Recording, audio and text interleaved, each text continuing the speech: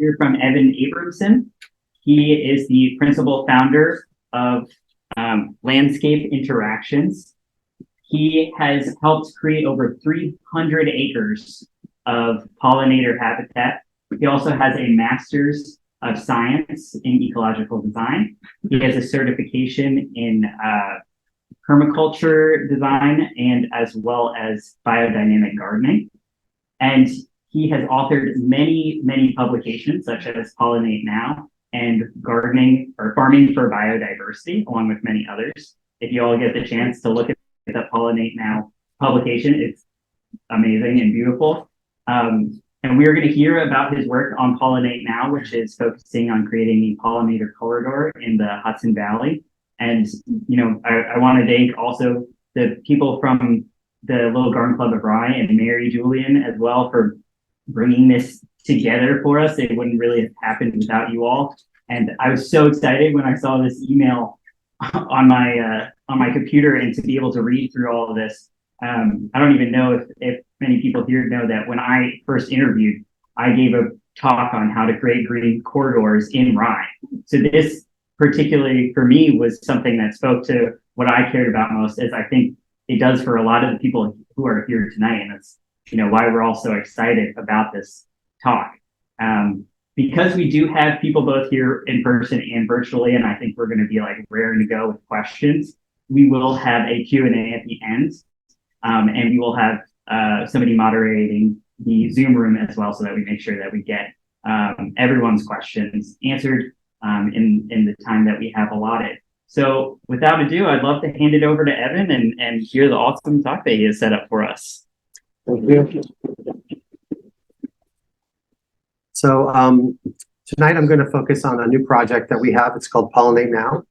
And it's a strategy for supporting at-risk native pollinators not just in the Hudson Valley, but throughout the Hudson Valley estuary watershed. And I know you guys are actually technically a part of the Connecticut, the Long Island Sound watershed, but you know, we're just a stone's throw from the border with this area. So all of the plants that we are working with for this project, they're all very suitable for Rye and surrounding communities.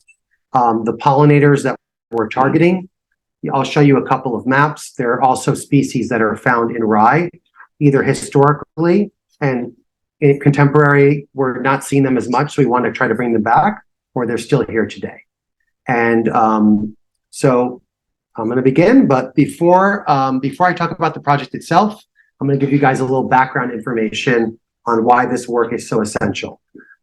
So many of you may know we're living in a time that's actually been named by scientists as a new geological epoch, and it's called the age of the Anthropocene. The Anthropocene is defined by the impact of humans on the Earth's natural systems. Examples of this impact are carbon dioxide emission rises, sea level rise, the global mass extinction of species, and the transformation of land across the planet by development. And currently, as many as 30 to 50% of all species on the planet are heading toward extinction by the middle of this century. What this really means is a potential collapse of nature, with 1 million species threatened with extinction globally, including over a quarter of the native bee species in North America. In the words of one scientist, we're sleepwalking towards the edge of a cliff. Insects are essential for all ecosystems, not only as pollinators, but as food for other creatures and recyclers of nutrients. And at the current rate of decline, most insect species could vanish within a century or less. The main reason is loss of habitat, as well as insecticides such as neonicotinoids. Not just pollinators and insects are affected by this, but also birds. North America has lost over a quarter of its birds in the last 50 years, and the main reason is also loss of habitat. So any way that we can add back habitat to our developed landscapes, whether it's front yards, backyards, parking lots, large solar fields, these are our opportunities for creating this corridor that Jax was talking about. And this is sort of the subject of this talk. So according to the UN's Convention on Biological Diversity, there's 5 main threats to global biodiversity. The first 2 are basically habitat loss. It's changes of land and sea use and exploitation of natural resources. Those are things like logging, mining, resource extraction for different things, battery production. The third is climate change, followed by pollution and invasive species. So we're going to try to tackle this today. In order to solve the climate crisis, you also have to look at the biodiversity crisis, because biodiversity actually, loss of animal or plant species actually deepens the climate crisis. Connected, diverse, and extensive ecosystems actually help stabilize the climate, and they have a better chance at surviving in a world that's affected by climate change. So just to give an example, what are some things that climate change does to our landscape? Flooding, extreme temperatures, extreme heat, extreme cold. We might have a sudden hailstorm in the middle of July or a sudden frost in the middle of May. These are all what are known as disturbances.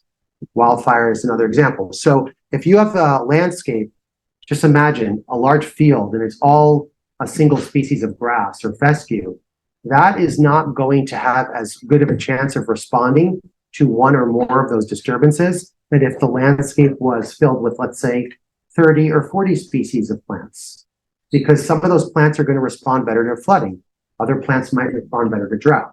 So the idea is our native ecosystems evolved with disturbance. They evolved over millions of years with everything from meteors landing on Earth and causing fires to dinosaurs and other large animals walking on them, buffalo grazing, wildfires. So basically, rather than being framed as a victim of climate change, biodiversity is actually one of our key allies.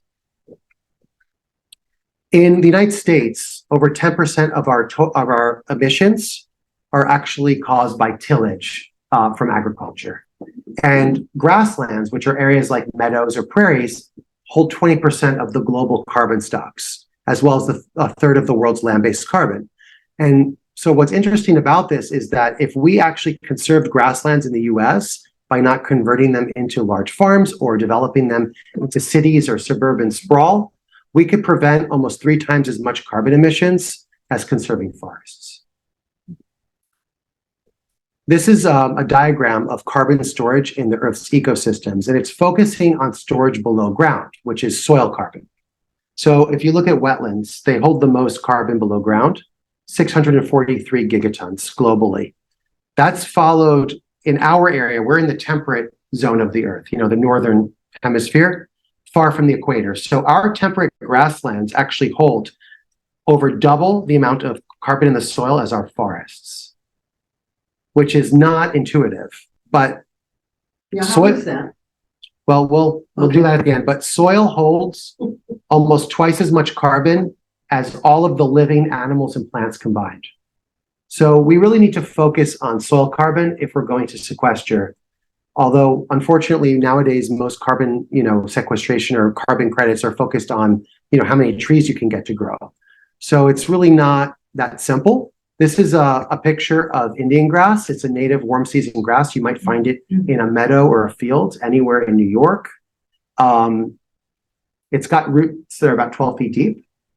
And in a climate change scenario where we're potentially facing more wildfire, the difference between a wildfire passing through a forest and a wildfire passing through a field is that the plants in the field are not killed by fire. They're just knocked back. They still grow. The carbon is stored underground, and the life is stored in the roots. Whereas if you light a tree on fire, it will die, and the carbon goes up into the atmosphere. So in a climate change situation, we have to consider these disturbances in what our landscape really needs. Planting trees is not the only solution to sequestering carbon or dealing with climate change. This is an example this is from the Nature Conservancy. It's showing you an ecologically managed forest where there's space in between the trees versus the kind of forest that we have typical of Southern New York, where it's just like third generation, everything's growing up. So you can see what happens when it gets, if a fire passes through it. And I'll talk more about that later. But, these landscapes that we live in have been managed by humans for thousands of years. They're not just these natural places that people left alone. The Native Americans were using them, using them to grow food and to manage animals and to, take things such as materials for shelters and clothing. So we also need to consider how we manage our forests. Over here on the left is Kentucky bluegrass. This is like a typical long grass that you can see. It's got a root that's about 2 inches deep. That's going to be followed on over here by heath aster. That's one of our native asters. So you can see the roots are about 7 feet deep. This is switchgrass. And this is little blue stems. So a lot's going on under the ground that we don't realize when we see something like, you know, a pollinator garden or a meadow. A lot of life is under the soil and a lot of carbon is being stored. So our sort of, you know, thesis here, or our mission at my company, Landscape Interactions, is to look at developed landscapes where humans have already taken away either some or all of the nature, and to really try to bring that nature back through pollination systems. So whether it's a farm, a conservation property, urban or suburban green spaces, which could even be a small front yard, rural communities, even large-scale solar projects. These are our opportunities for expanding regional biodiversity, climate resilience, ecological health, and even food security. Because what happens at the pollination scale affects everything up the food web. You can see here at the bottom, bees or moths or butterflies, you know, they pollinate not only the plants producing seeds and fruit, but they also feed primary consumers like birds and herbivores, not just through what they produce on the plant, but also through their own, you know, life, like a bird eats caterpillars when they're young. And that's followed by secondary consumers, things like ravens or, you know, mice or raccoons, all the way up to the largest predators, including coyotes, wolves, etc., and humans. So we all depend upon each other, but it all starts down here as far as terrestrial systems are concerned. So why are pollinators so important? They're primarily insects that fertilize plants, producing seeds and fruit. And about 80% of the world's flowering plants depend upon pollinators for reproduction, which means that they need either a bee or a bird or what have you. In Massachusetts, where we're based, 45% of the food crops require bees specifically, and it's about a third of the food grown in the US. And many different habitats and ecosystems rely on pollinators, not just for food, but also for habitat and shelter of other creatures. And some plants and pollinators have a specialized relationship that's called, that's known as like a pollen specialization.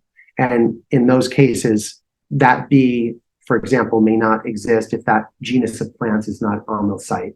Or the same goes for the plants. They won't be able to reproduce if that particular genus of bees is not there. So we need to consider all of that. There's about 4,000 native bee species in the US, and about 400 of them are living in the Northeast. So we actually have quite a high biodiversity. And in a global study, they found that looking at 41 different food crops, everything from strawberries and watermelon to coffee and cotton, that native bees did the vast majority of pollination. And in general, wild pollinators were twice as effective as honeybees in producing seeds and fruit. And that includes places like Africa where honeybees are native. So it's really wild insects that are doing the vast majority of the pollination of our food crops. It's not honeybees. The average range that a native bee goes from its nest is only between 200 and 1,800 feet. 70% of them nest underground. Most live alone. They don't have colonies. And examples of habitat include bare exposed ground, twigs, dead trees and snags, even things like mouse nests and burrows.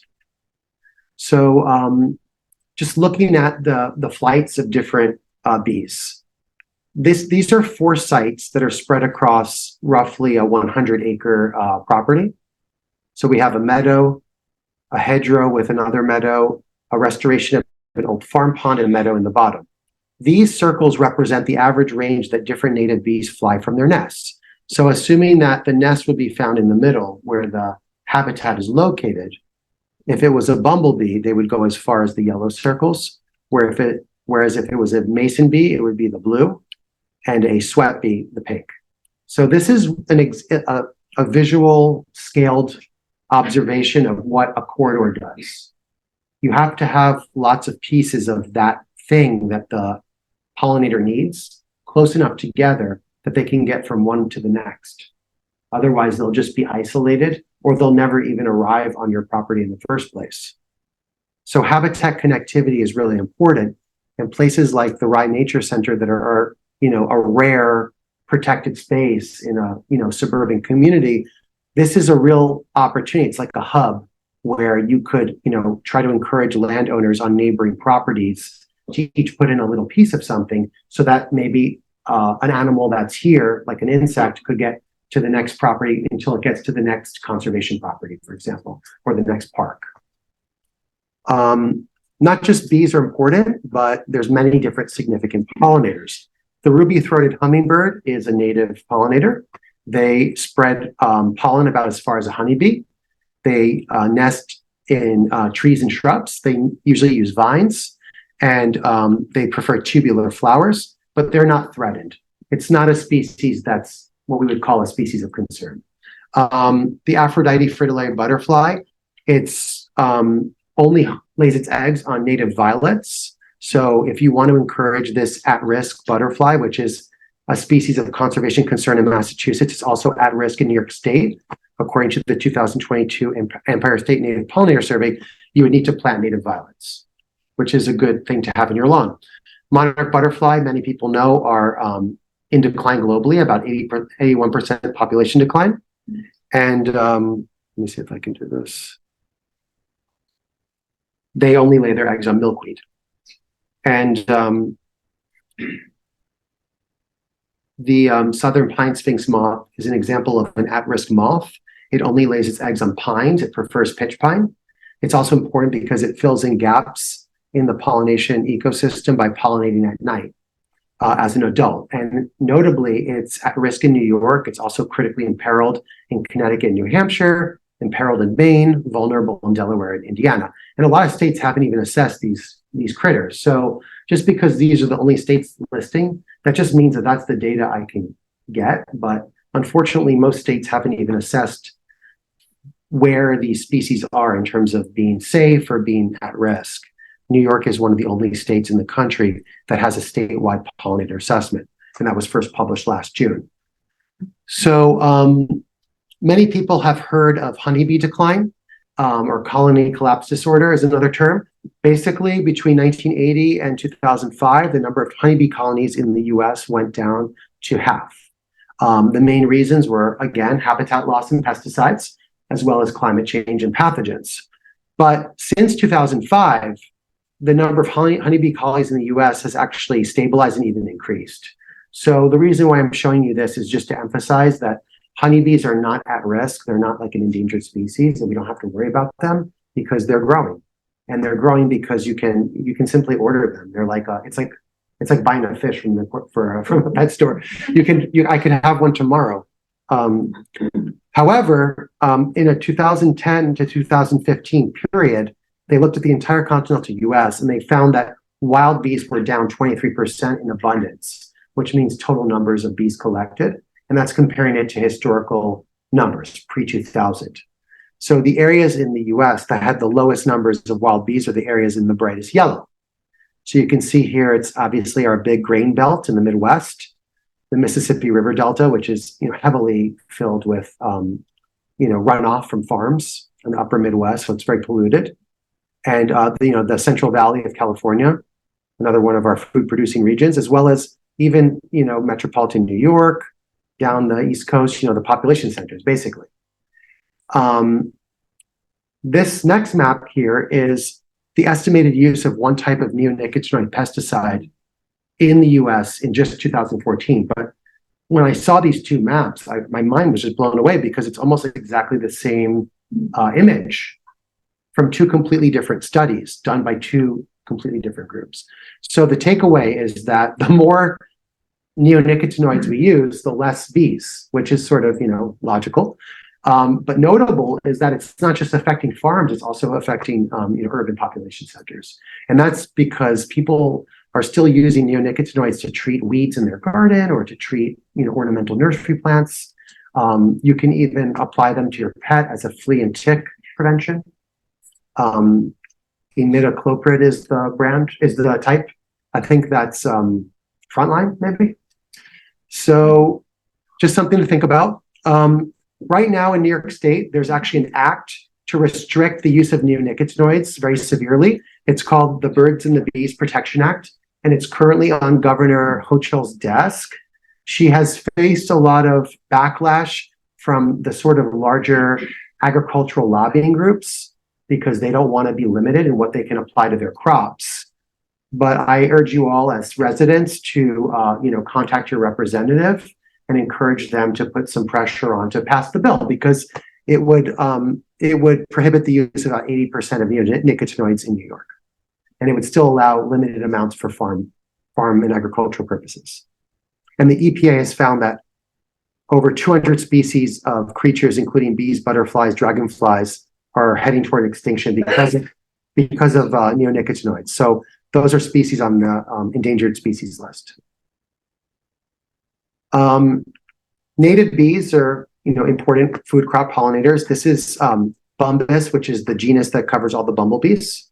And you can see that they pollinate all the major food crops. And then there's other bees that have, more specialized, sort of like the Pepinopus is the squash bee. So they only pollinate melons and cucumbers and so on. But basically, this is just to illustrate the importance of native bees also in our food systems. I love this quote. It's from a New York Times article this summer. This is a Slovakian or Eastern European beekeeper, and he's basically saying honeybees are outcompeting native insects and harming biodiversity because so many people are putting them on rooftops in Europe. And even though people think of honeybees as being European, they're not meant to be stocked at this density. This is a list of peer-reviewed journals that are all looking at honeybee competition with native bees and other insects. I pulled a few quotes. Honeybees negatively affect abundance of both long and short-tongued bumblebees, indicating that competition occurs. Conserving honeybees does not help wildlife. Honeybee addition depresses densities of bumblebees, solitary bees, hoverflies, march flies, other flies, and other flying and flower visiting insects. So if any of you want to read up on these, you can email me and I can send you the list of these studies. But the takeaway is that having honeybees to save the bees is like raising chickens to save the birds. So unfortunately, a lot of these efforts that we've seen in the past 5 or 10 years to create pollinator-friendly habitat, many of them are not supporting a wide range of species because they're not considering the wide range of plants that are needed. So that's the difference between abundance and diversity. There's a very delicate balance between pollinators and plants. And just because you see lots of bees in a garden doesn't mean that it's necessarily pollinator friendly. It could all be, 2 species of bees, let's say honeybees and bumblebee, common eastern bumblebee, but there's 400 species of bees in New York. So seeing lots of bees doesn't mean that your landscape is pollinator friendly. You really need to think about the range of species, the range of needs. So that's going to mean planting everything from trees and shrubs to flowers, grasses, and sedges. And I'll talk more about plant selection in a little bit. So just to sort of illustrate this difference between lots of bees versus lots of different species of bees and other pollinators, in Massachusetts, we've already lost 2 bumblebee species. They're extirpated from the state. They're not going to come back. And there's 2 more that are expected to be gone within the next decade. In New York, in the recent Empire State Native Pollinator Survey, they actually found that 24% of native bee species are at risk, meaning that they may no longer be found in the state, and 11% are already extirpated. So that's over 10% are gone of all the native bee species in New York. And between 38 and 60% of bees, flies, beetles, and moths are also either extirpated or at risk. And that includes 25% of New York's bumblebee species. They're extirpated. They're no longer in New York. So lots of bees is not always a good thing. This is a map of the Hudson River Estuary watershed. It goes all the way from Battery Park in Manhattan, all the way up to Albany and even beyond it to Troy. This watershed extends into New Jersey down here and into parts of Massachusetts and even a little bit of Vermont. So just to give you a sense of where we are, you guys are just outside of it over here. Now, between 2000 and 2021, these are all the observations of bumblebees in the entire watershed. This is a a combination of iNaturalist observations from the Empire State Native Pollinator Survey, and other professional scientific surveys, and museum records. Everything that we could find online from every single database you can imagine. We put it all together, and we then shuffled it based on time period. And what we found was that 62% of all the observations in the watershed were a single species of bumblebee. Now, this bar graph sort of breaks that down. The green bars in the bar graph are historical observations of bumblebees. That's between 1877 and 1999. Then we start to see a major shift because of accelerated development, accelerated everything, accelerated pesticides. And in the gold, these are the observations since the year 2000. So you can see there's a pretty even distribution of bumblebee observations across the 16 species. Some were higher than others. That's normal. It's nature. You're never going to have exactly the same of everything. But like none of them were like so out of range. Whereas now, in the last 22 years, it's basically gone through the roof with just this one species, which is the common eastern bumblebee. So this bee you will see on any pollinator garden, any flower. It will go to almost any flower, even non-native, even invasive. I've seen it on Japanese barberry, bittersweet, knotweed. But what about Bumbus vagans and Bumbus tricola? Just to give two examples. This is their current level of observations. These are like to scale little dots. So our ecosystems are a little bit out of whack right now, and we're trying to bring that back by bringing back the plants that these more specialized species need. We're also facing a loss of native plants. Currently, 25% of New York and New England's native plant species have been lost in comparison to historical figures, and non-native plant species have increased by about 20%. And this is an example of one of those plants. This is the swamp sunflower. So just a quick mention, there's a difference between native plants and cultivars of native plants. Cultivars are bred for certain characteristics. So many plants that you might go to a garden center and they might call them native, if they have like a little name after them in single quotation marks, that's a cultivar. So to give an example, this is a Penstemon digitalis Husker Red. So Husker Red signifies it's a cultivar because it's named. If it's just the Latin, in the genus and the species Latin, then it's a native. Or maybe not, but at least it's a straight species. So a number of studies have looked at the difference between native plants and cultivars, and they have found that wild bees and insects prefer to forage on the nectar and pollen from native plants. It makes sense. They've evolved with them over millions of years. And a lot of cultivars have never existed in the wild, and they also oftentimes have sterile flowers and produce no seeds. Doug Tallamy, he did a survey in the DC area. They looked at 160 suburban yards, and they found that if a yard had less than 70% native plants total, like on the landscape, in terms of overall structure, biomass, there was not enough caterpillars on the property to sustain a nest of Carolina chickadees.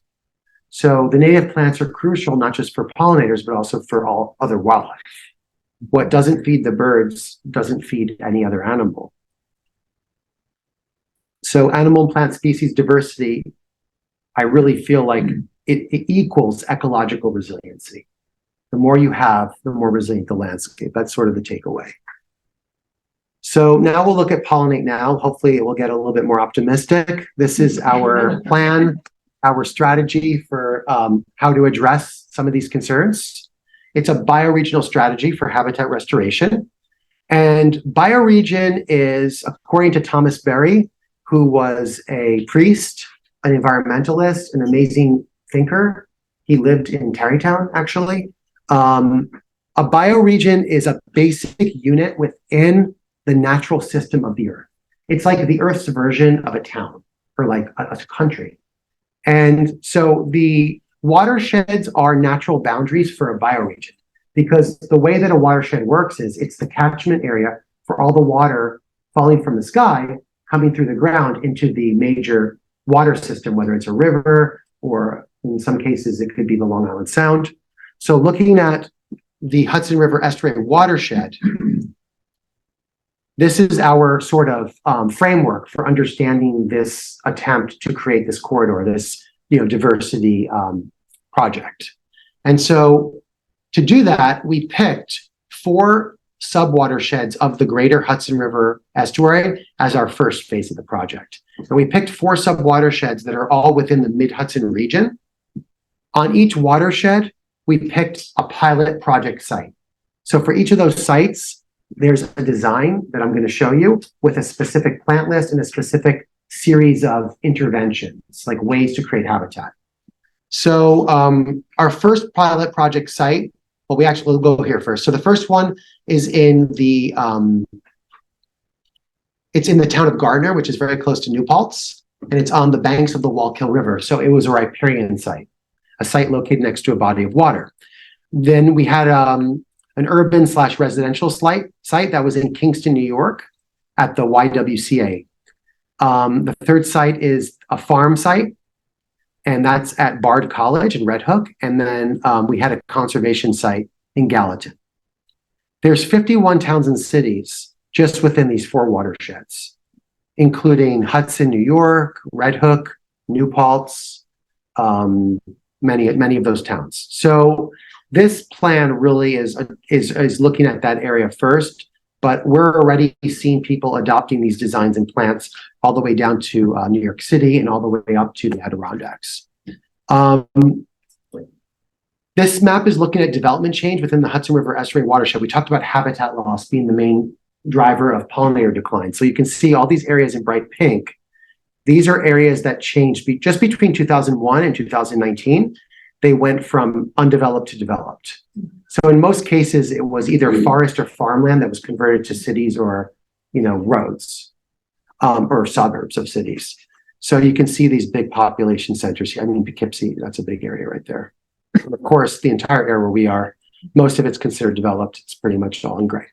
So then we also looked within these 4 watersheds at the resilience scores, which areas were the most resilient. And that's based on a Nature Conservancy assessment, including a range of features like, intact forest, etc. We also looked at the different ecoregions. So these 4 sites are actually within 4 different level 4 ecoregions.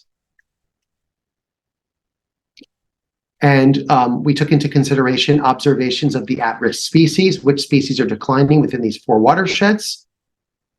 These are all the counties in New York State whose pollinator records we compiled to determine which bees, butterflies, and moths were of conservation concern for this project. So you can see we included the entire Westchester County.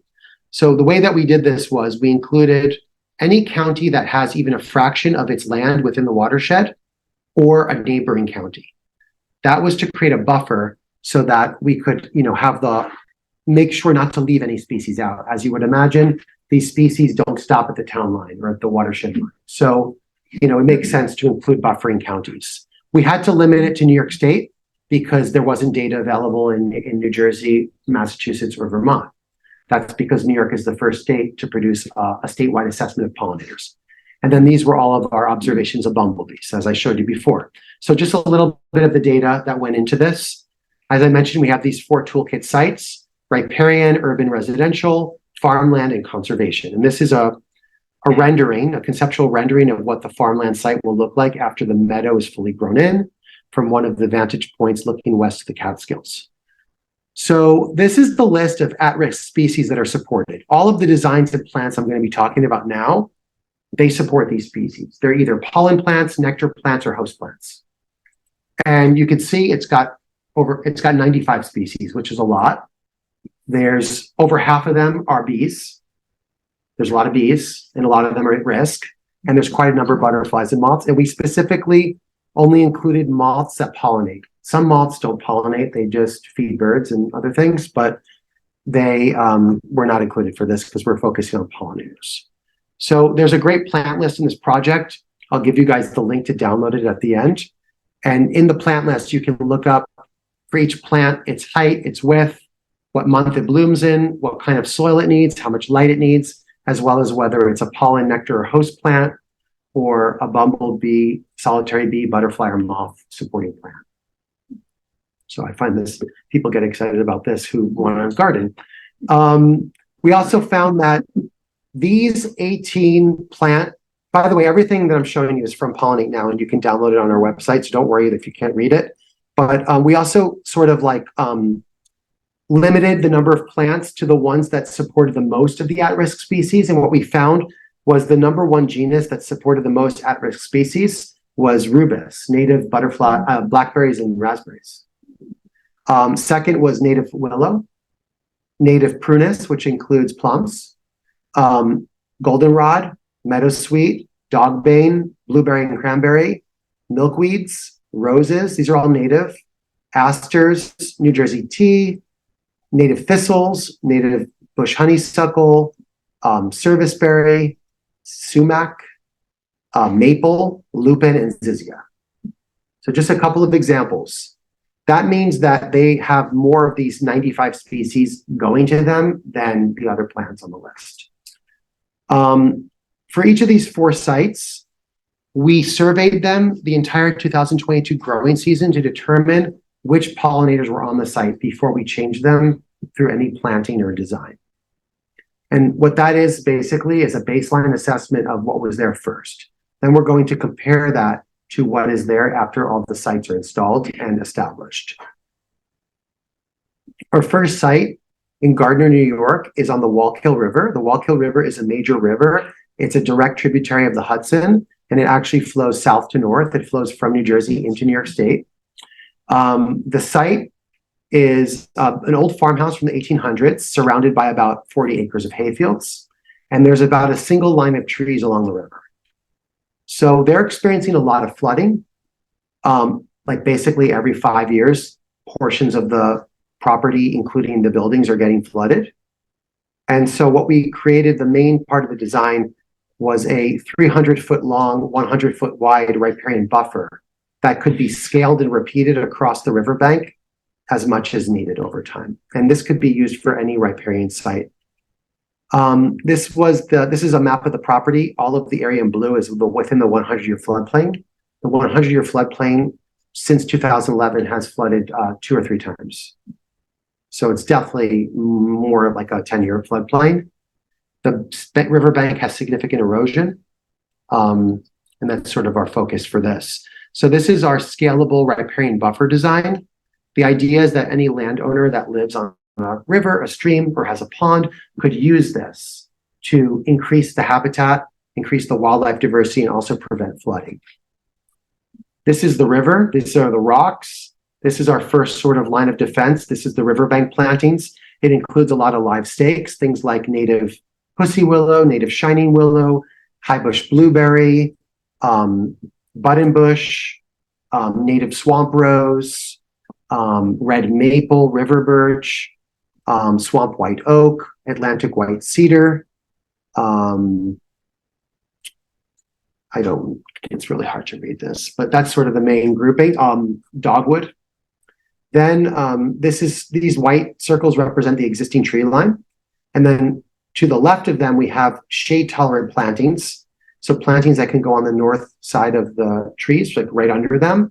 Things like native rhododendron, purple flying raspberry, which is Rubus odoratus, northern bush honeysuckle, black cohosh, geranium, ragwort. And then we did a shade tolerant meadow seed mix, full sun meadow seed mix, and then also sort of like widely spaced tree plantings in a drier, sunny area, things like beach plum, sumac, scrub oak, eastern red cedar, redbud, sort of in that transition between shade and light, Virginia fringe tree. So we introduced a couple of species through this project that are native to the mid-Atlantic, but we feel like because of climate change are suitable for southern New York.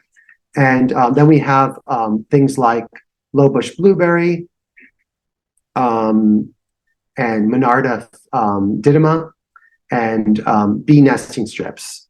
So the bee nesting strips are basic. I'll show you guys a diagram. They're basically exposed ground where you can create habitat for ground nesting bees. 70% of native bees nest underground. This is a drawing showing what different recent flood events would look like on the landscape with the buffer installed. So in 1955, the water was up to this top line, and in 2011, it was up to this line right here, whereas this is sort of the base flow. This is the average water level. So it's a floodable landscape. We also have a pretty detailed management timeline for the site and for all of the sites. This is what a diagram of the bee nesting strip looks like. You basically dig out the top 4 inches of soil and remove all the plants and put back half of the soil with sand, mixed with sand. And what that will do is it will create a super dry type of soil, like a sandy soil. And if it's in full sun, ground nesting bees will make their homes there. So we recommend including that in any garden or landscape where you have a lot of sun. This is our design for the YWCA in Kingston. It had about 12 different areas. I'll just zoom into a couple of them here. The site was entirely non-native vegetation, a lot of grasses, tree of heaven, which is an invasive species. There was mugwort, there was Norway maple, turf grass, things like that.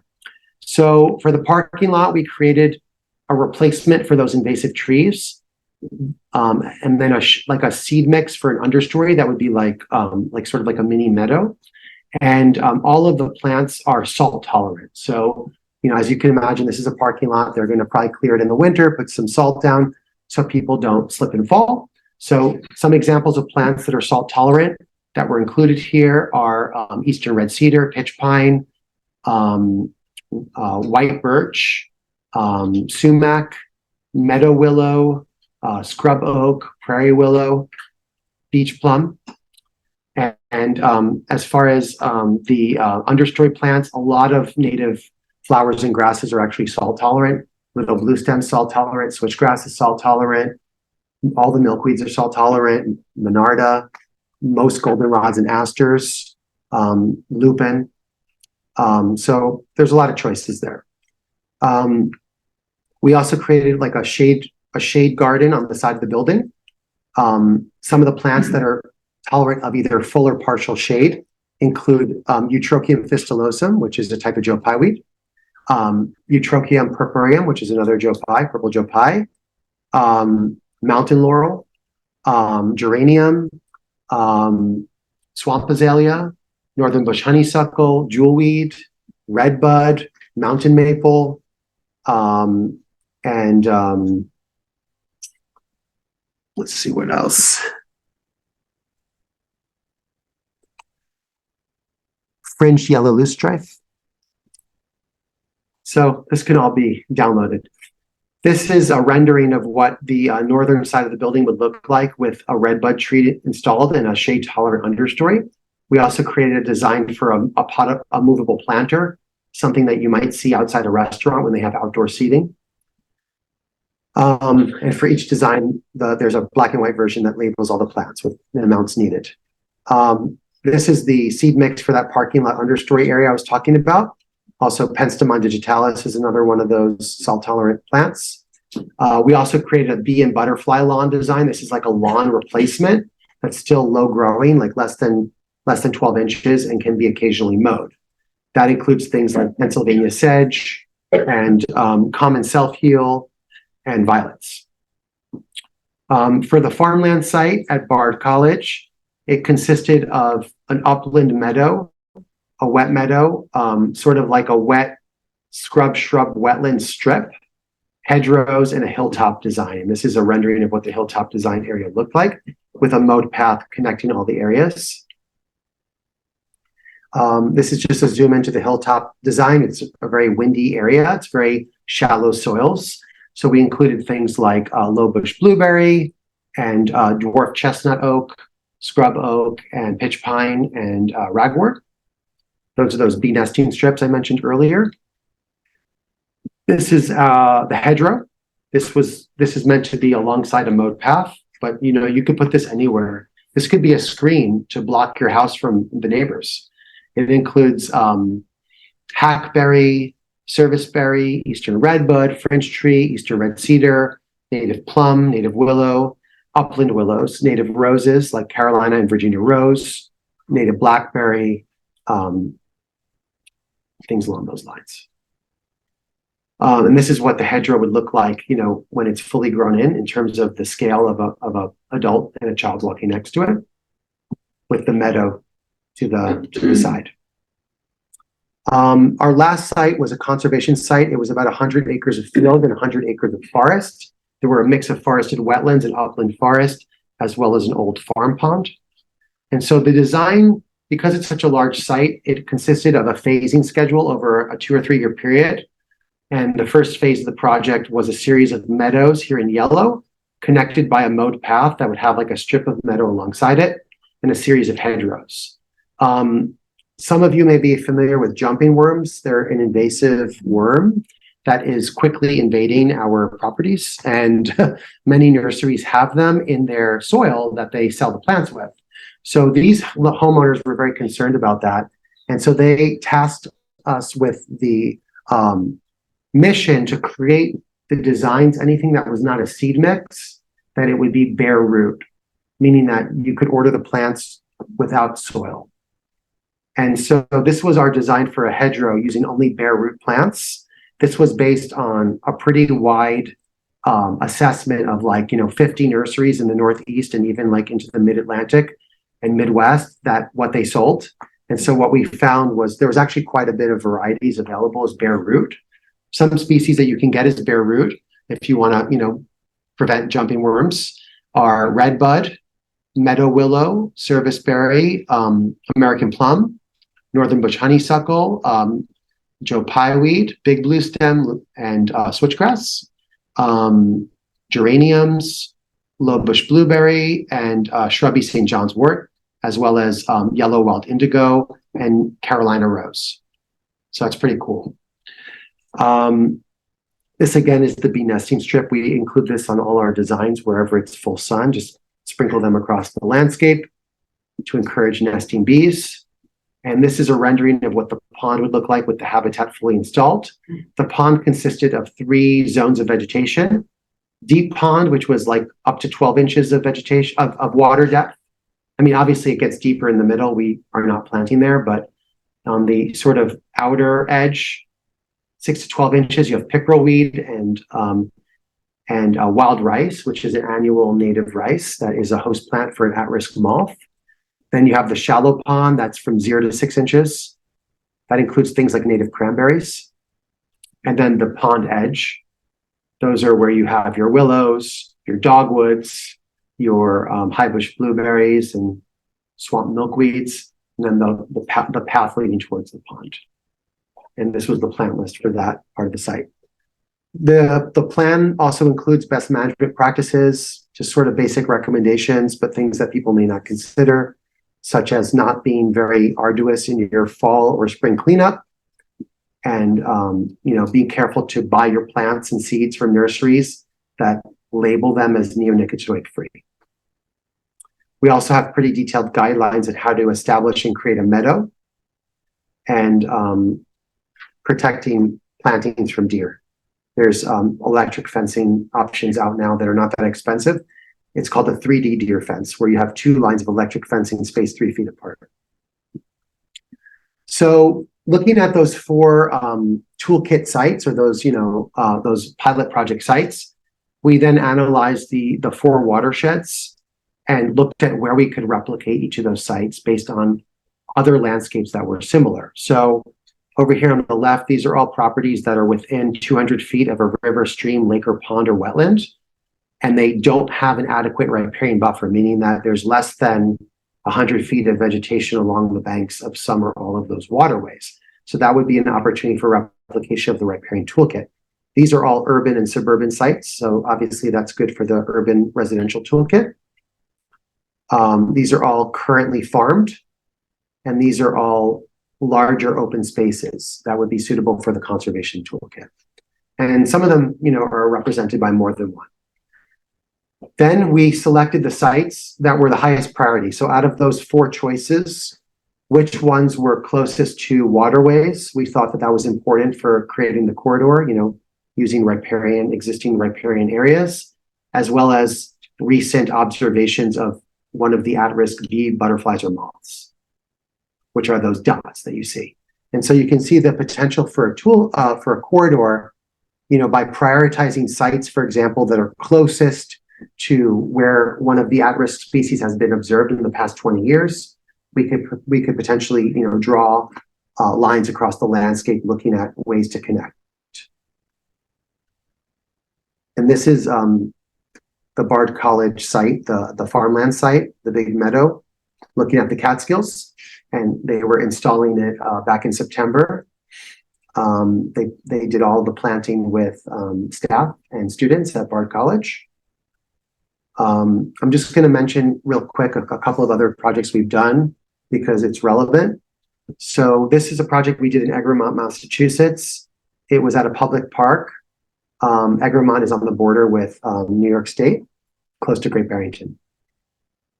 It was all planted by volunteers in 2020. The entire site was grass. We put in about 10,000 square feet of plantings along a mowed path. So we called it the Abramson Pollinator Pathway. And it consists of upland vegetation in yellow and wetter vegetation down here in blue. This is what it looked like 3 years later. This entire site is managed by volunteers. They go out and weed once a week during the summer for 2 hours. And all of the plants for this cost less than $6,000. I mean, they were really small when they went in, but we did a citizen science workshop in the summer where we taught people how to use their smartphones to film mini videos of bumblebees on the site. And then we identified them using our scientific advisor, who's Dr. Robert Jagir at UMass Dartmouth. And we found 7 bumblebee species on the site. When the site was all grass in 2020, there were 2 bumblebee species on the site, and both of them were common species. This year, there were 7, and 2 of them were threatened species. So that's just over a 3-year period. This is a project we recently installed in Wellesley, Massachusetts, close to Boston. The idea was to turn a habit, like mowing the grass, into habitat. So this is what the site looked like. It's right next to their library on the main road. It was all grass, surrounded by, a little bit of forest and a stream. We tarped the entire site for 5 months between May and September of this year. And because we were concerned about people, naturally wondering why is there all this black plastic on the ground, someone had the idea to create stencils out of cardboard where we could spray paint like little bees, little flowers, dragonflies, whatever. We kind of decorated the plastic to make it look nice, put up some signs. Nobody complained, amazingly enough. And it was all installed in September with volunteers, as well as members of the DPW from the town. They logged up maybe like 10 hours. And now it's half an acre of designed gardens and habitat. It includes benches for sitting, shaded areas, full sun areas. There's a path in the center with a large circle for gathering, for students to come, from the library, or people could have meetings there. This is a project we did with a Native American tribe on Cape Cod, the Mashpee Wampanoag. They were the first tribe to encounter the Pilgrims. It's a series of stormwater basins that, when there's a flood event, they fill, and they were basically just a bunch of weeds. So we created these diverse wildlife plantings within them. And what was interesting is that after we did the design, when we were putting the plant list together, we had our target plants to support the bees and the moths and butterflies in the Cape Cod area that are declining. But then we asked the tribe to also give us the plants that they wanted to have. And they had a list of about 20 plants that they use for either medicinal purposes or cultural practices like, making baskets or even things like canoes. And a lot of the plants so these are all the plants that had cultural use. Almost all of them also were directly related to an at-risk pollinator, either for pollen or for a host plant. So it's really interesting to see that overlap. I'm going to talk just really quickly about prescribed burning. So this is my own property in Western Massachusetts near the Vermont border. I've got about a 7-acre field surrounded by about 60 acres of forest. We're in a totally different landscape over there. And so I did a study, a sort of an informal study where we looked at rotational grazing, where we moved a group of sheep with a guard llama, every couple of days, and which native plants were responding to that grazing and how they were doing. And so after the first season of grazing, we burned it. And then we put the animals back on the landscape because they actually like to graze on the freshly renewed vegetation. So this is a video of the burn. We partnered with U.S. Fish and Wildlife Service to get a grant to do a burn. And the burn was the entire field. You can see here that it's completely surrounded by forest. And we even were able to burn right up to the base of the trees, things like white pine, even these apple trees that were in the field. And there was absolutely no hazards. No one got hurt. No one's house burned down. And this was all within about 100 feet of my house. So after we did this burn, the vegetation immediately started coming back in. The ground was cool to the touch within less than 20 minutes. And then we put the animals back on the property. And what we found was that about 40 species of native grasses, shrubs, and flowers actually are able to not only feed the livestock, but also produce flowers and even seeds. Because if you're moving the livestock quickly enough, they're not going to, gnaw the plant down to the ground to the level where it's going to be gone for the season. So this is what it looked like after the burn. This is like how native vegetation responds to burn, like open field vegetation. So this is all little blue stem on the left. It's like almost perfect. And asters and goldenrods and Indian grass.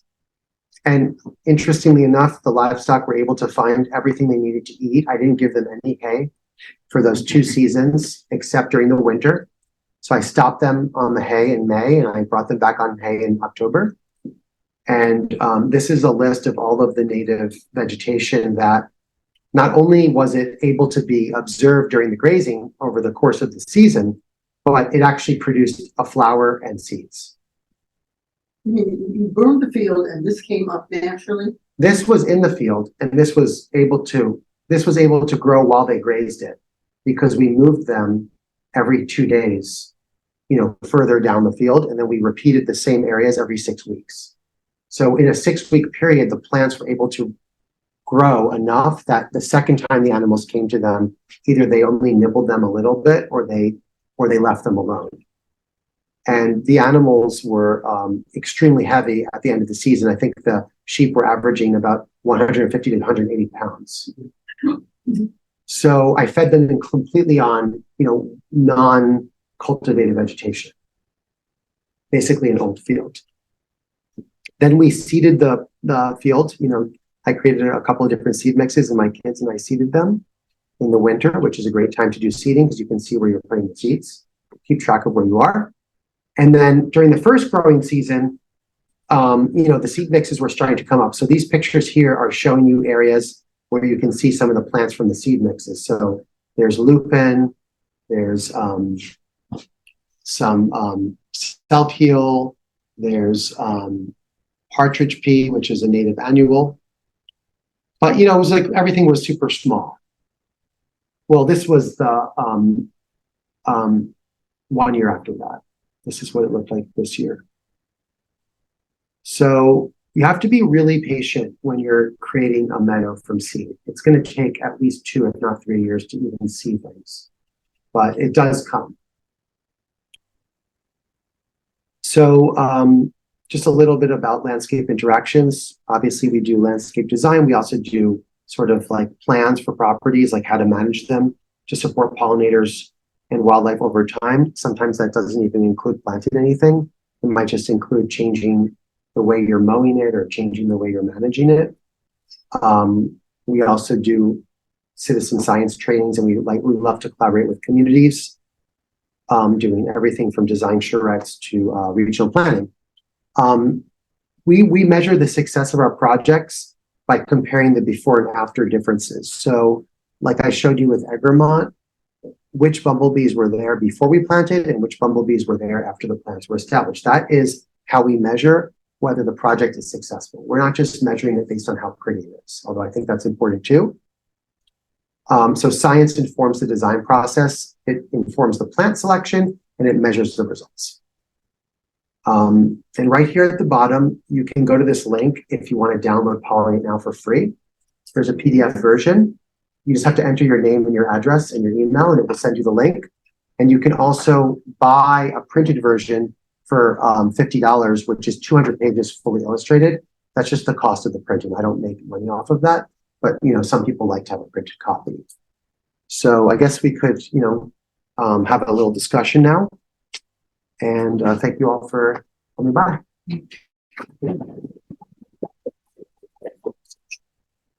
I'm sorry, I don't understand your meadow. You said Okay. those plants were there. Some of them were there. So we planted it after the second season of grazing. But what about weeds? Didn't you have lots of weeds there too? There are a lot of weeds, and those are being managed. They were managed, through the grazing and the burning, and now they're being managed by occasional pulling or mowing. Honestly speaking, I did nothing this year. This was my third year and my second year after planting the seeds, and I didn't do anything the whole year. I just let it grow. And yeah, there's weeds in there and there's invasives, but they're not at a level where I'm, pulling my hair out. I'm just gonna kind of go through it over time and remove them. And I am doing that, but I first wanted to let the seed mixes come in. So typically when you seed a meadow, the first season after the seeds go in, you really have to mow it about once a month because you need to let the seeds germinate. And for seeds to germinate, they need two things. They need water and sun. So, and if they're native, oftentimes they need a cold period, which is called stratification. Yeah. So most native flowers and shrubs need to be in a freezing/thawing temperature for about 30 to 60 days, some up to 90 days. And so that's why we seed in the winter or in the fall, so that we give them that period and then they get the first growing season. We basically keep the meadow no higher than 12 inches for the entire summer. So every time it gets to be 12, we bring it down to about 5 inches. And we keep doing that for 1 year. Then the second growing season is when you can let things grow in and observe where the seeds actually took. And that's what I had this year. So now this is going to be the third season, and I'm going to go in and probably do some invasive species management. I don't have a video here, but we've also done a lot of work with solar companies, like some of these larger solar projects. And I have sites that are like 40 acres of meadow where they're only managed with occasional mowing and spot treatments of invasives, either spot mowing or spot herbicide applications like where needed. And they're very successful as long as people follow the schedule. The biggest issue is that people either put the seeds down at the wrong time, or they don't create the seed to soil contact, or that they mow it at the wrong time the first year. Either they don't mow enough or they mow too much. And that's why a lot of people never get their meadow to grow in. Well, we can't do meadows in our yards. They're not big enough. So we just plant plants, right? Right. Well, that's actually easier in terms of, controlling it. Massing. You need sort of big bunches of the same kind of plant, right? Sometimes I do designs where I'll do that. I'll have these little patches or colonies of one species, but I also oftentimes like to sort of let them kind of combine a little bit more. So I'll have let's say a zone that is, let's say it's in front of a tree and it's all, part shade. So I might create a sort of area where it's 3 species of plants that are all intermixed. And it's just a matter of taste. Some designers like to have these very specific, this is my Monarda, this is my bluestone. I don't really see that being the way that plants are always growing in a field condition. So I try to make my garden designs look more natural, but yet still not be, extremely messy looking. So I sort of play around with that. It's a matter of project by project. How did you find out all the what hosts on what plants, because some of them are easy to find, Right. and some like redbud, I've never been able to find what. Redbud is a nectar plant for a lot of the bumblebees. It's not a host plant. Well, it says on your chart that had a. Did it say it was a host? It might be a host for one of the, it might be a lepidopter host. It might be a lepidopter host as well. We use a lot of different sources to put that information together. For host plants specifically, if you Google host plant database, it's actually hosted by the Museum of Natural History in the United Kingdom. But they have, it's like a clearinghouse for all of the host plant data for the entire planet, for all Lepidoptera, which includes butterflies and moths.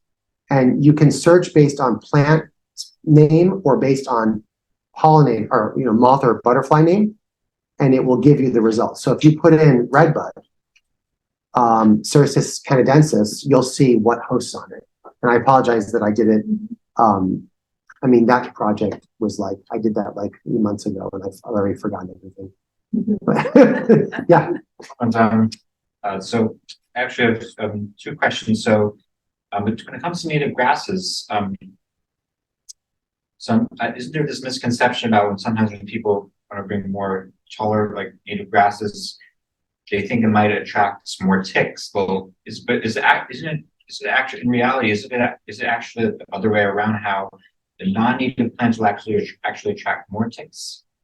My understanding is that Japanese barberry is actually one of the main vectors for Lyme disease because white-footed mice nest underneath it, and the deer nest up against it in the winter, like as a sort of like a deer, sort of shelter, because it stays sort of green.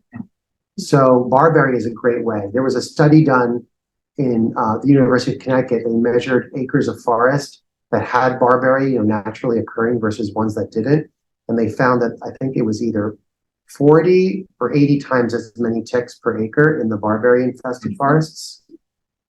So I would say pulling barberry is a great way. I mean, ticks are everywhere. They're spread. My understanding is that they're spread. I actually got this really good newsletter from a group. I think they're over in Ardsley. They have a newsletter called Healthy Yards, I think it's called. I don't know if any of you are on that. I thought it was just mice and deer, but it's also chipmunks. So now we have to worry about them too. But yeah, no, I mean, in this sort of a situation, like where we are in a sort of, developed community, like a suburban community, I would say you're going to find ticks everywhere because of those pests. Yeah. And since hunting is not really widely utilized for obvious reasons, it's more a matter of,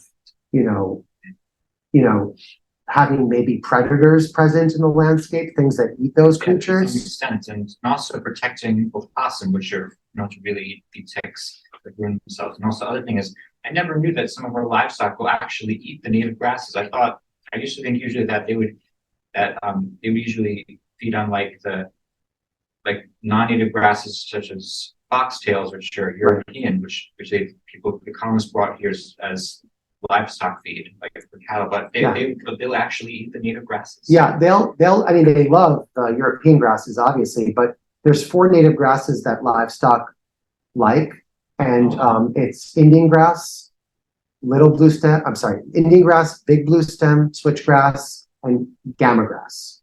Okay, not little blue stem. Those 4 grasses are actually being trialed at Stone Barns. They've converted something like 30 acres of field into native dominant grassland vegetation with some flowers. It's also really recent then. Recent? Well, I spoke to Shane, who's the livestock farmer there, 2 weeks ago. I used to intern there and be a CIT at the camp there, and I remember Shane. Yeah, so Shane told me that they just did that. So you might want to check that out. Yeah. Hi.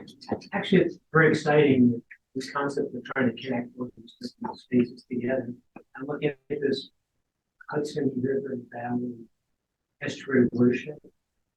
I can't remember that situation. But when I look at that and I think about what's the backbone of the spine for that whole area, and I think of the New York State Thruway. I look at all that open space. I don't know if you've had any communication with them or what the relationship is. But to me, that just seems like that's such a treasure trove potential to make it successful. Yeah, the Inflation Reduction Act actually made available funding specifically for pollinator habitat on state roads that are managed by State Department of Transportation, and that's nationally. And I haven't reached out to anyone in New York, but I reached out to some of the New England ones when that was announced about 1.5 years ago. And I mean, the amount of bureaucracy that's involved to try to, get one of these organizations to hire a private consultant like myself or even meet with me to talk about it is pretty high. So I'm not opposed to it, but I've just sort of been spending my time on other efforts. But I do agree with you. State roads are a huge opportunity, and it's incredibly frustrating to drive up and down these roads and never see anything nice, pretty much ever. It's so rare. Like some states have a little bit of this, like you'll go up into Maine, you might see some stuff, it's simply because it was there to begin with. But there's very few roadside plantings underway. Have you talked to the Native Plant Center here about any of that highway planting? Because they've done some of that in Westchester. No, I haven't, no. Do you know about it? I met the woman that runs it like 4 years ago, maybe. I don't remember I mean, her. it's the first satellite of the Johnsons.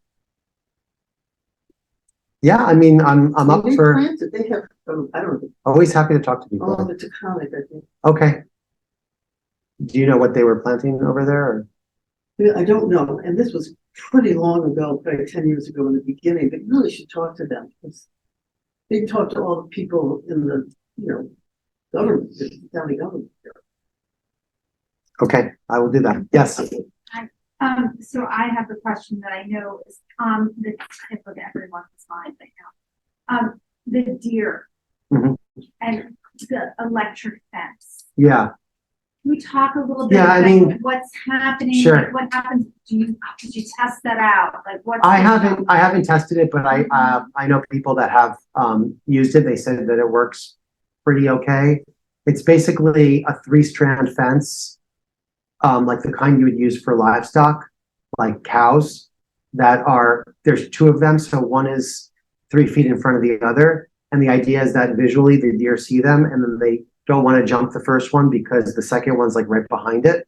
Now, in a place like this, or it's not that high, it's probably like 6 feet, and they're only single strand. They're 3 strands, so other animals can definitely get around them, like rabbits and stuff. But I mean, it depends. Like if you want a solid state solution, fence your yard. Put an 8-foot-high fence around your yard. Not allowed.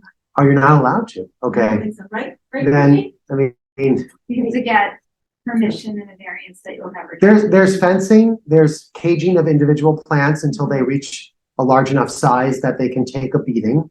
So typically that's going to be about 3 or 4 years. There's deer spray, which you got to do all the time, like every 1 or 2 weeks. The pollinators. I don't think there's any studies on that. There haven't been any studies on that. Okay. I mean, if something's blooming and it's full flower bloom and you hit it with deer spray, I doubt a pollinator is going to land on it because the deer spray is made of usually blood or urine. That's going to really mess up the quality of that pollen or nectar. So it could be a timing issue. But the deer tend to browse the most in the off season, or the shoulder season. I mean, not that they don't also browse in the middle of summer, but they tend to really browse, fall into winter, into early spring. So those are times when those plants are not even close to blooming. So you might consider that. I mean, I think if you're not allowed to put up a deer fence in this town, maybe people should be trying the electric. We were talking about solid fencing, right? Can you put up single wire fencing around that? It's in your property, not on the edge. I thought 8-foot fencing was not allowed in Ryan. You don't need 8-foot fencing. No, that's what I was. Well, I mean, 8-foot fencing is that's like the standard where they will not jump over 6 that. foot, 6 foot, I think you can do, 6 but they'll not jump. lines. You don't have to do this kind of Yeah, no, fencing. I know. It's just those single wires. Yeah, actually, I went to someone's house a couple of years ago who had this beautiful, modern, home, and the fence that they had for deer was just horizontal wires that almost looked like modernist, you know, it was like just very simple. And they were about, maybe 6 to 8 inches apart, like, Only you know, that far? yeah. And I mean, a deer's, if that's 8 feet tall and it's a wire every 6 to 8 inches horizontally, you don't need a vertical. The vertical can just be the post, which could be, you know, probably 8 to 10 feet apart. So now you're dealing with something that visually is a little bit more appealing. It's also going to be potentially less expensive, and maybe people could accept that. I mean, with anything, there's always going to be challenges. You know, a tree drops its branch, well, now your fence is out of, you know, commission until you fix it. Whereas with the electric, you know, it's easy to move it. So, yeah, I don't know. And where I live, you know, the number one solution is hunting. The properties where people hunt don't have as much of a deer problem as the properties where people don't. And I've noticed a difference on my property because people used to hunt it. Then I moved in 5 years ago and I have young kids, and I said, don't hunt. And I start to see a lot more deer. But I have such a large landscape that I don't really mind if they eat a few little things. So yeah, it's challenging. I mean, I think near a house, you probably want to protect individual plants maybe, or create like these like little mini fenced in areas.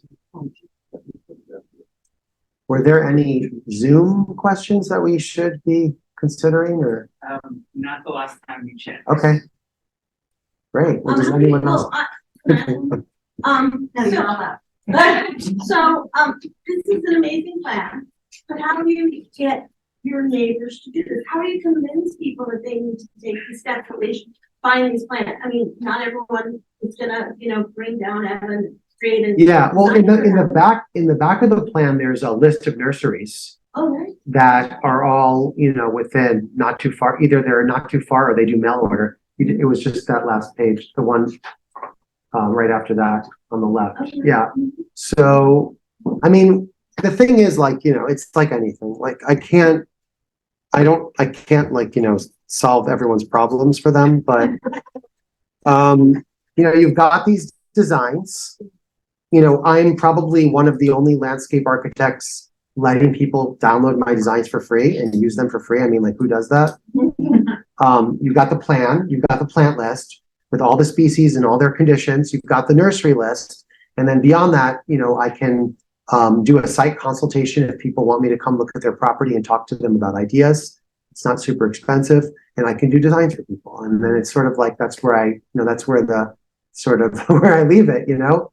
There's like levels of involvement, you know. As far as talking to your neighbors, I would say, you know, having a printed copy like that is great. You could, you know, meet up with your neighbor, sit down, look at it together, talk about ideas, maybe brainstorm ways to do things together. Even just like a little tiny little piece of something, like a little fraction of a design would be great. And I think the big takeaway is to consider shrubs and to consider even trees as habitat, you know, for pollinators, not just flowers and grasses and sedges, because they're either host plants or they're providing pollen and nectar super early in the season before the herbaceous vegetation is blooming. All of these things are opportunities to make things better. So that's what I was wondering. So just doing a small, because it's all very overwhelming, you know, but to do a small little thing is still useful. I think so. Yeah, because you're gonna be changing your landscape, and maybe someone will see it and then they'll, you know, get an idea to do it on their property. Right. Well, I mean, that's actually the ideas I get is garden. Yeah. Looks like it's doing well.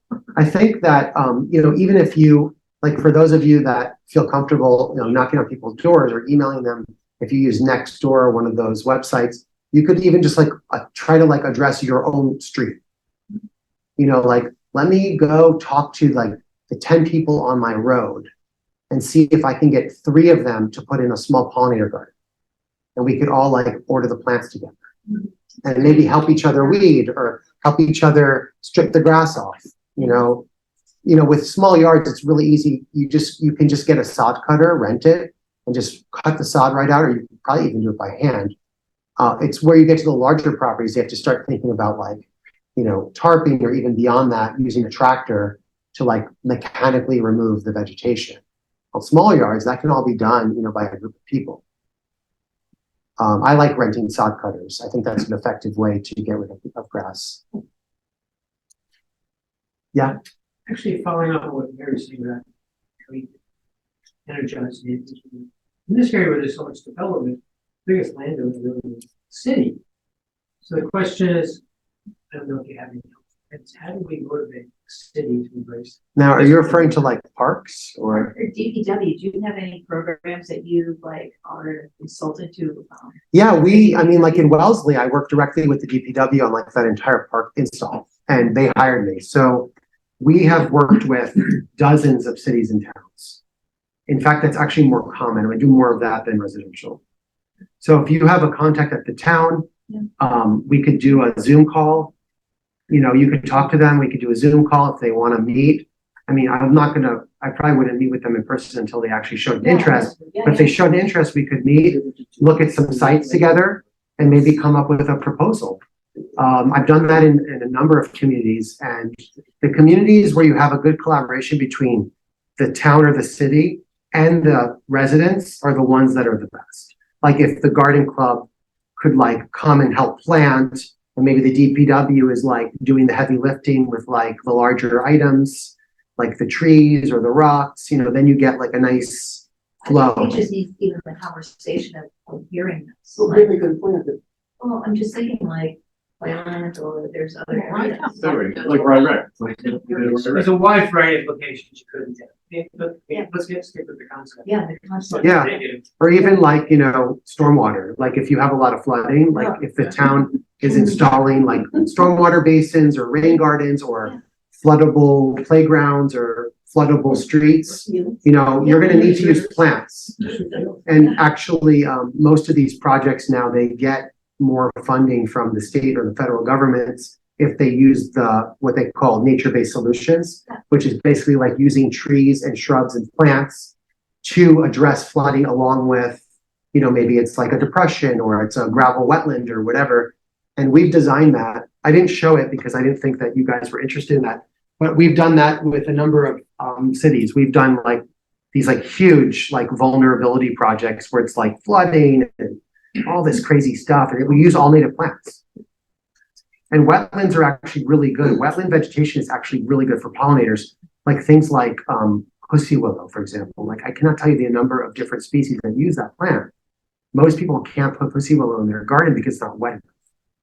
It's like more of a wetter wetland plant. So if you have like a storm garden or a rain garden, that's an opportunity for a pussy willow or something like a button bush, where now you're getting more diverse. Now you have like the yards with their upland vegetation, things like, milkweed or blue stem, and you have your rain gardens and your basins with other plants. And, what we're really doing is like mimicking what used to be here, before it was developed. There was just one question again in the chat, just asking if you could reiterate where your resources are, where they live for somebody who wants to make their own pollinator garden. Okay. Website. Yeah. So, you can go to landscapeinteractions.com/pollinate now. And then we also have another page, which is /projects.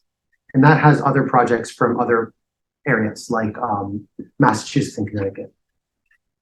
But I think for New York people, that would be the best one because it's got a really good New York centric plant list. You just enter your name, email, and address and you get the PDF. You talked about these corridors and these sort of proximity for these sites to link to each other. So what is that proximity? If you wanted to do something in a community. Yeah. It would be nice if they were within like 2,000 feet of each other. That would be ideal. But, I'm not going to, say it has to be like that. You never know what people might be up to. Like someone could have something on their property, they don't even know it. Like let's say your neighbor has a red maple or something. Okay, well that's going to give a bunch of bumblebees and other bees pollen like in March. So then you put in, let's say, some native roses or some zizia or some lupin. Okay, so now you're filling the gap, or willow. So like you're going from it's not maple to willow. A thing to establish its corridor, as long as you have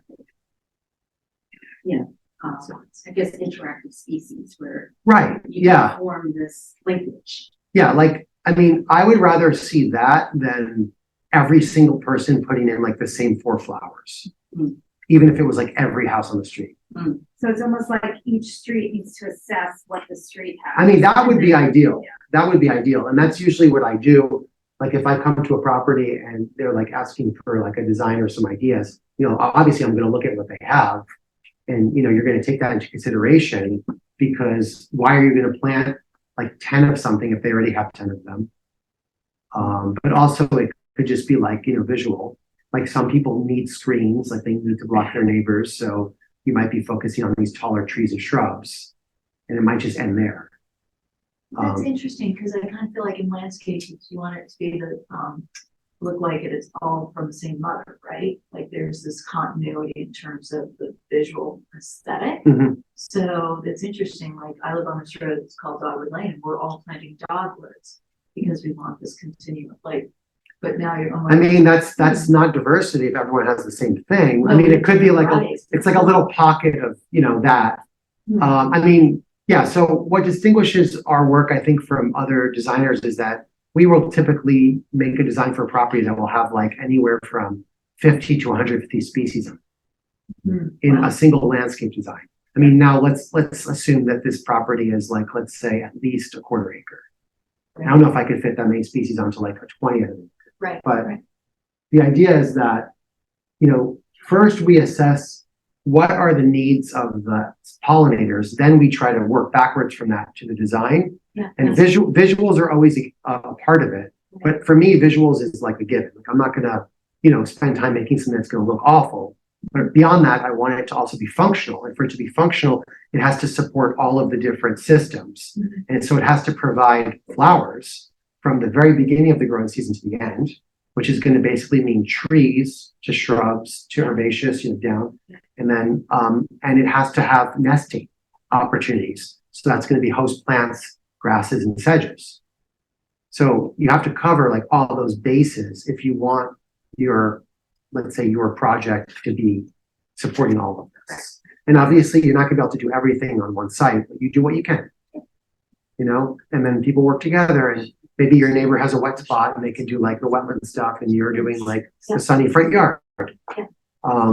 So I think that's what's good about this project is that there's like so many choices and there's like seed mixes that I like put out there that people can like copy. And if anyone wants to order any of the seed mixes like in bulk, you know, I can help you put together an order with Prairie Moon because they're all custom mixes.